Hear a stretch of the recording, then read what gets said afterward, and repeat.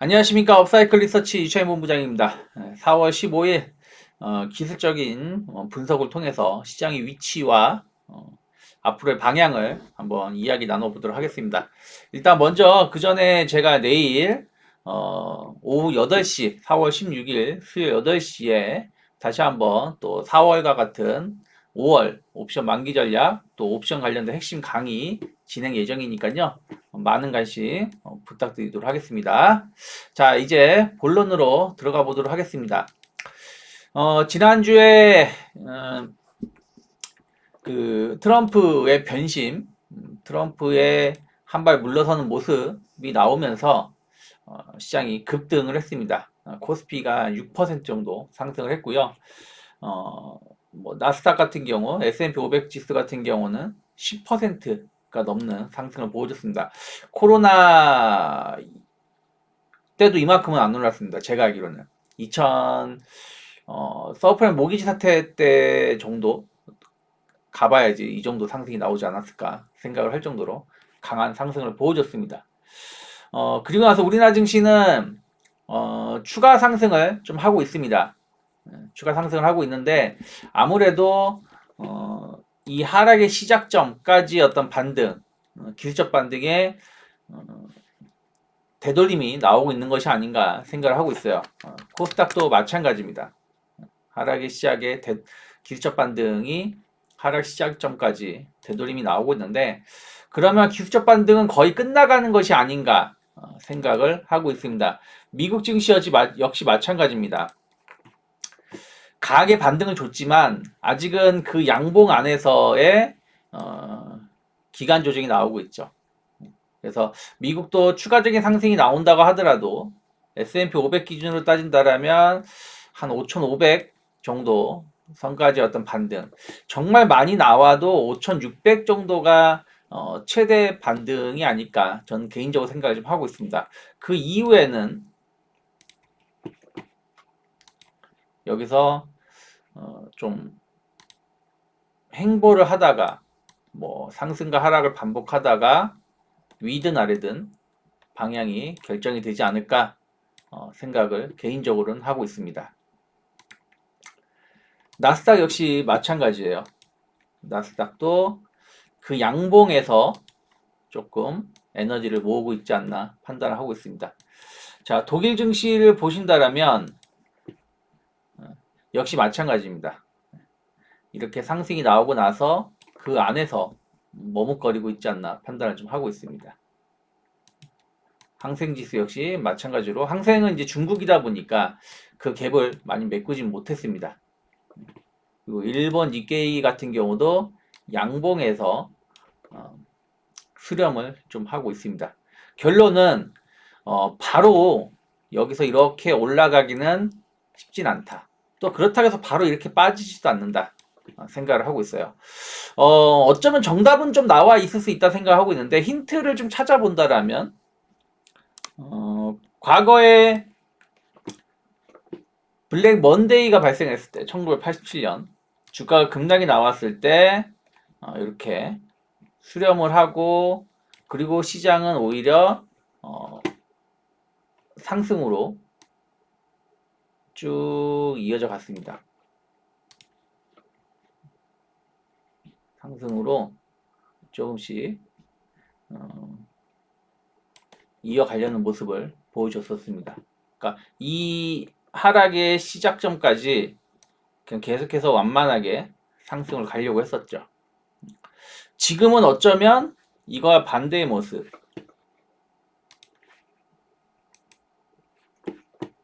어쩌면 저는 이런 식으로 내려올 가능성이 높지 않을까.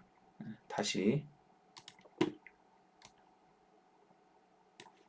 지금은 좀 이런 식으로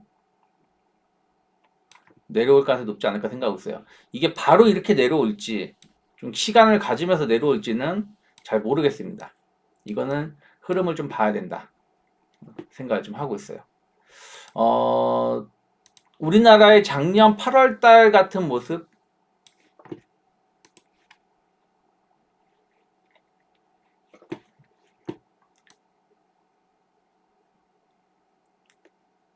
작년 8월 달에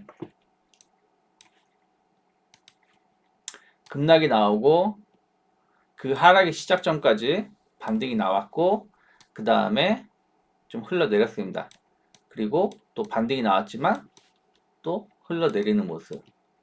그래서 이러한 과정이 요거랑 비슷한 모습이 미국 시장에서 나오지 않을까 생각을 하고 있습니다. 일단 열어놓고 저는 시장을 대응할 필요가 있지 않을까 생각을 좀 하고 있어요.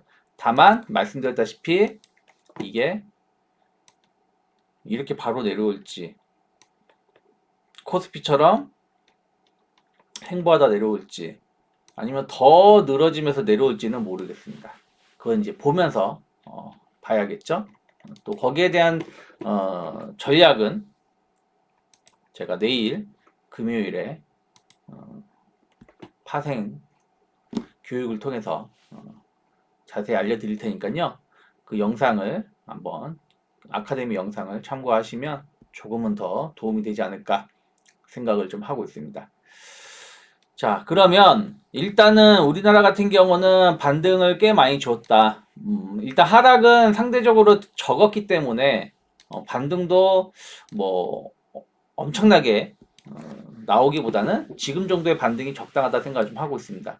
그러면 옆으로 좀 행보하는 모습, 코스피도 마찬가지입니다. 옆으로 한 121선까지 어떤 반등은 있을 수 있겠지만 옆으로 좀 행보하는 모습이 연출되고 그 다음에 방향성이 결정되지 않을까 생각을 좀 하고 있습니다.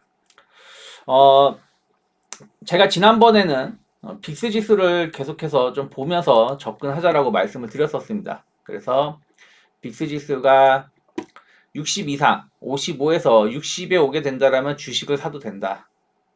1차로 사도 된다라고 말씀드렸었고 일단 그러한 모습에서 시장은 강한 반등이 나왔습니다. 그래서 이 박스권 요 상단까지 내려와 있는데 여기서 바로 이렇게 돌리기보다는 조금 더 내려오면서 수렴을 하다가 방향이 결정되지 않을까 저는 개인적으로 생각을 하고 있습니다.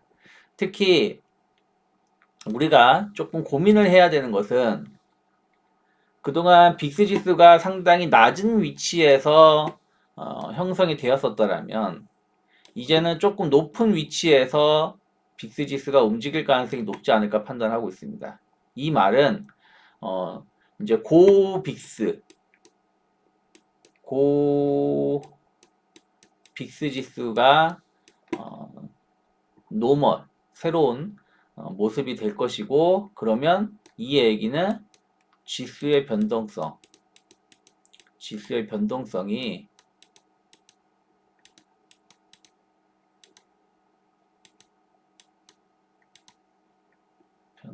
높아질 수 있다라는 것을 항상 상기하면서 또 시장이 조금 추가 하락 가능성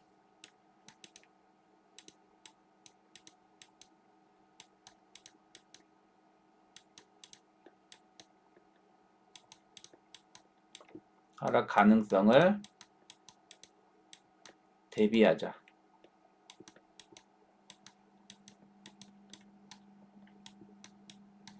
필요가 있지 않을까 생각을 하고 있습니다.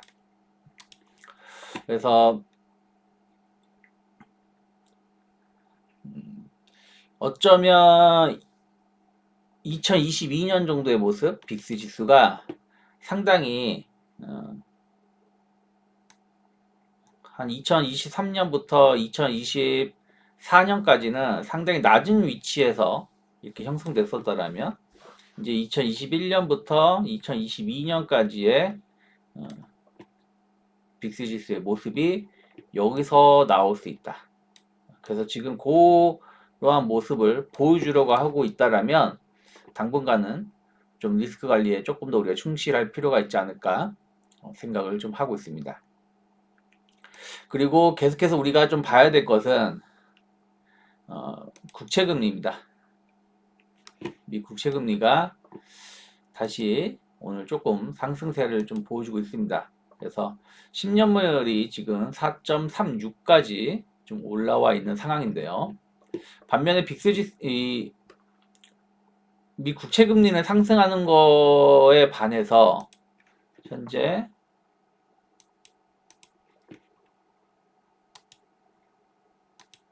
달러 인덱스는 반등을 못 해주고 있습니다.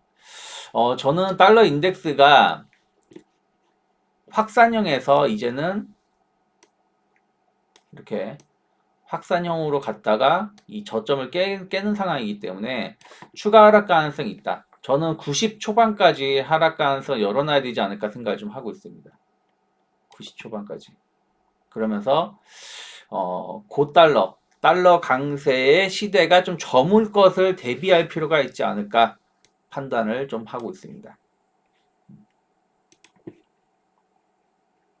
그래서 이게 뭐 어디까지 갈지 모르겠지만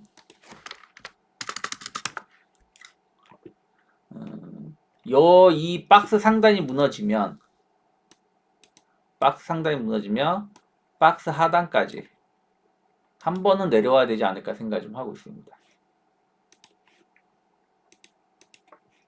이 자리까지 아니면 이 자리 93까지 어쨌든 90 초반까지는 한번 내려와 줘야 되지 않을까 생각을 좀 하고 있기 때문에 그 점을 여러분들이 조금 고민을 해야 된다. 그런데 반대로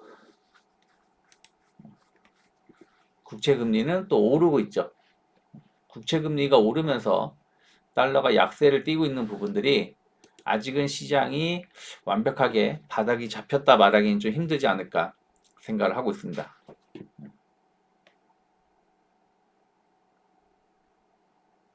그래서 그러한 부분들을 같이 묶어서 달러하고 국채금리를 같이 묶어서 여러분들이 보시면 좋겠고 사실은 일본에는 너무 걱정할 필요는 없지 않을까 생각을 좀 하고 있어요.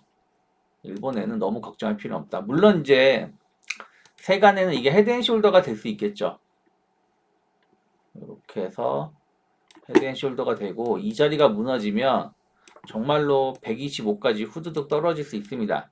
그런데 이때랑 다른 점은 이때는 투기적 자금,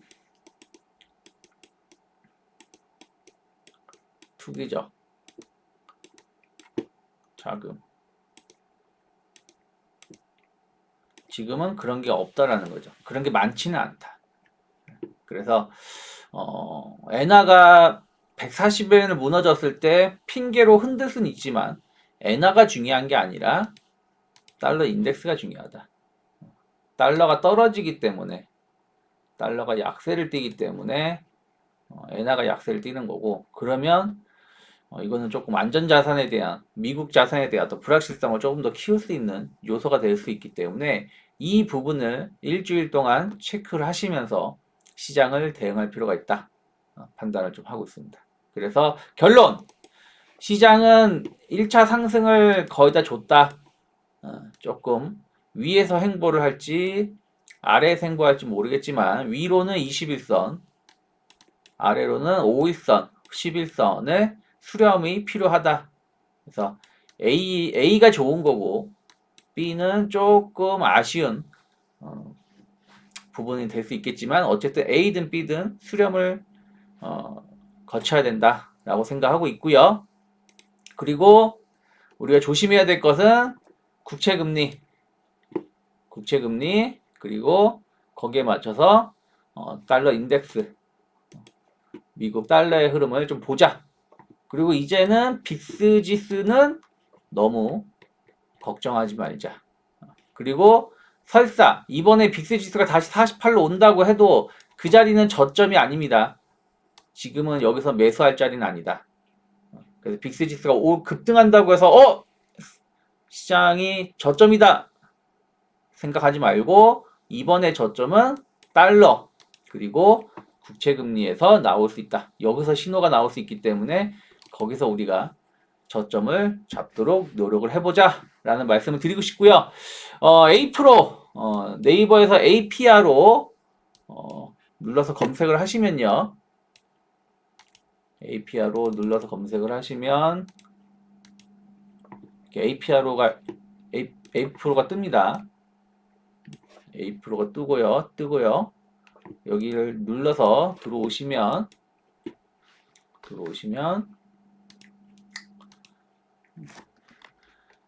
업사부 검색하시면 업사부님 스트리머 가서 마켓파워 관련돼서 교육을 신청하실 수 있고요. 그리고 오늘은 이제 업사부가 아니라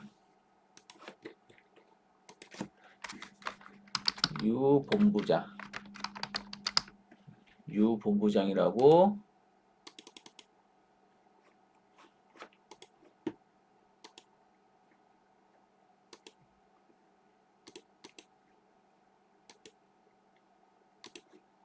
검색을 하시면 유본부장 뜹니다.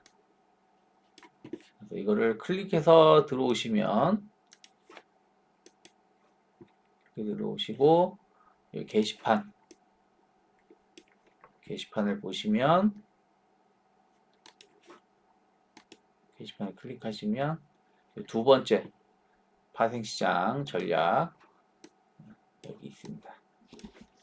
그래서 이거를 클릭하시면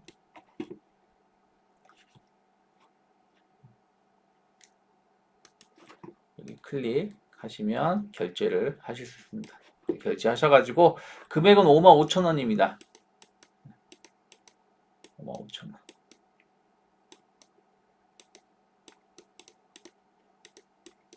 55,000원이고요.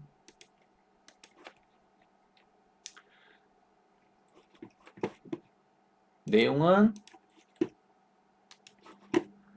5월 옵션 만기 전략, 또 5월 옵션 핵심 강의를 말씀드리려고 하고 있습니다. 그래서 많은 관심 부탁드리고요. 일주일 시장 대응 잘 하시길 바라겠습니다. 지금까지 업사이클 리서치 유창희 본부장이었습니다. 감사합니다.